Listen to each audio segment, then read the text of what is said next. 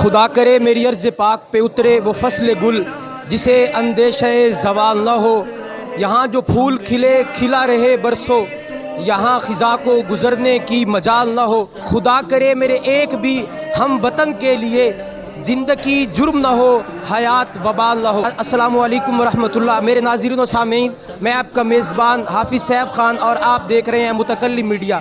آج 14 اگست 2023 ہم موجود ہیں شہینوں کے شہر سرگودھا میں، جہاں جمعیت علماء اسلام اور عالمی مجلس تحفظ ختم نبوت کے زیر اہتمام دفاع پاکستان کنونشن کا انعقاد کیا گیا ہے۔ ہمارے ساتھ اس وقت موجود ہیں حضرت مفتی شاہد مسعود صاحب، جو امیر ہیں جمعیت علماء اسلام ضلع سرگودھا کے۔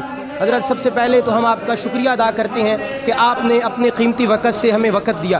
حضرت، پاکستان جو ہمارے اکابرین نے قربانیوں سے اور اپنی جانوں کے نذرانے پیش کر کے حاصل کیا تھا، آج ایک طبقہ یہ پروپیگنڈا کر رہا ہے کہ یہ پاکستان آزاد نہیں ہے اور یہ غلام پاکستان ہے۔ ہم 14 اگست کا بھی بائیکاٹ کرتے ہیں اور اس پاکستان کا بھی بائیکاٹ کرتے ہیں۔ یہ صورتحال کیوں کر پیدا ہوئی اور اس صورتحال کے پیچھے کون سے عناصر ہیں جو اس وقت اس غیر کے پروپیگنڈے پر عمل کر کے ہمارے اکابرین کی قربانیوں سے کو مجروح کرنا چاہتے ہیں؟ بسم اللہ الرحمن الرحیم۔ ہم شکر گزار ہیں، آپ نے ہمیں وقت عنایت فرمایا۔ بات دراصل یہ ہے کہ ہمارے اکابرین نے 200 سال جد و جہد کی اور اس کے صلے میں یہ آزادی ہمیں ملی ہے۔ یہ کہنا تو درست نہیں ہے کہ یہ آزادی نہیں ہے۔ اگر وہ اس کو آزادی نہیں سمجھتے تو وہ جہاں آزادی ہے وہاں چلے جائیں۔ ادھر کیا کر رہے ہیں وہ؟ اور کل تک تو وہ بھی آزادی منا رہے تھے، تو گویا ان کا نظریہ بدل گیا ہے اب۔ اور اگر وہ اقتدار میں ہوں تو پھر وہ آزاد ہیں، اگر وہ اقتدار سے اتر جائیں تو پھر وہ غلام ہیں۔ تو ان کو تو پھر غلام ہی رہنا چاہیے، زیادہ اچھا ہے ان کے لیے غلام رہنا۔ تو ہم تو الحمدللہ اللہ تعالیٰ کا شکر ہے، ہمیں یہاں ہر قسم کی آزادی ہے، کوئی مشکل پیش نہیں آ رہی۔ آزادی کا مطلب یہ ہے کہ اللہ کے بندے اللہ کے محکوم ہوں، اور اللہ کا شکر ہے یہاں ہر قسم کی ہمیں عبادت کی، معیشت کی، ہر طرح سے اقتصادیات کی آزادی۔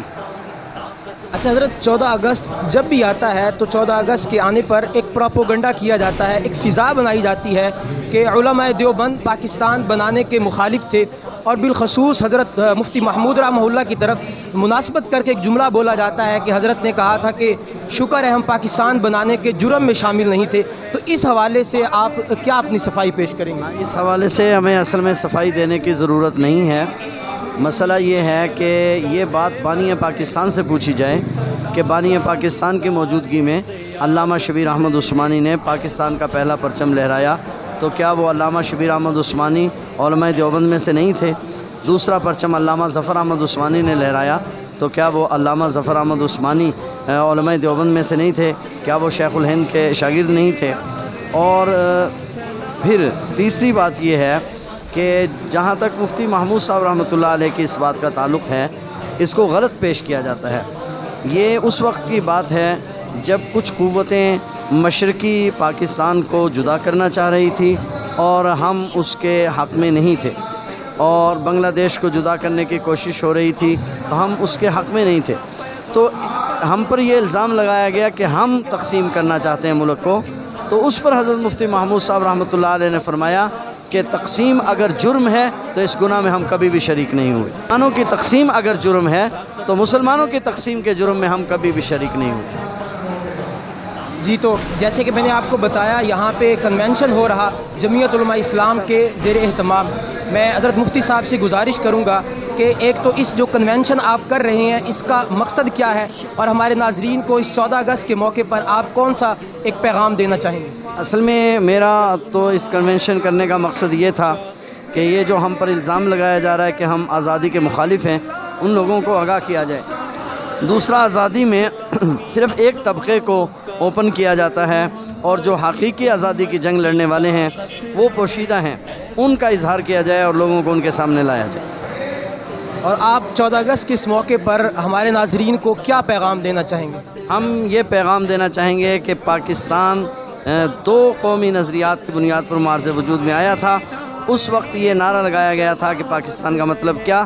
لا الہ الا اللہ محمد رسول اللہ، ہمیں چھوٹے سے لے کر بڑے تک اس پر کاربند ہونا چاہیے اور اس کے لیے جدوجہد کرنی چاہیے.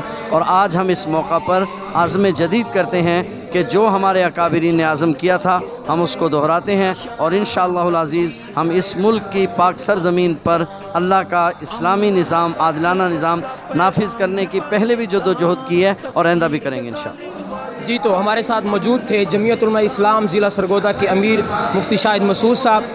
اسی کے ساتھ اجازت دیجیے اپنے میزبان حافظ صاحب خان کو، اور دیکھتے رہیے متکلم میڈیا. پاکستان زندہ باد.